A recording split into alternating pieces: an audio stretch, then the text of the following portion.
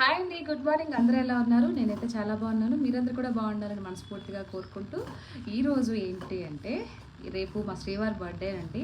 అందుకని నేను మా శ్రీవారి కోసం రవ్వ లడ్డు ప్రిపేర్ చేస్తున్నాను.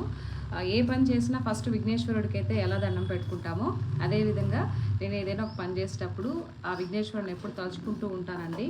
అండ్ ఇంకొక విషయం ఏంటి అంటే ఈ రవ్వ లడ్డు తయారు చేయాలంటే నేతిలో ఈ రవ్వని చాలాసేపు నిదానంగా వేయించుకోవాలండి.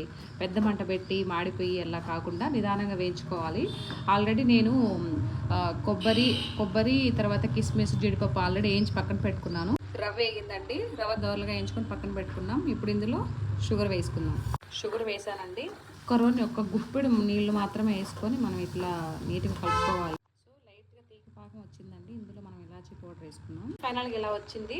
దీన్ని కొంచెం మనము పాలు కానీ అట్లా వేసి ఉండలు చుట్టుకోవాలి.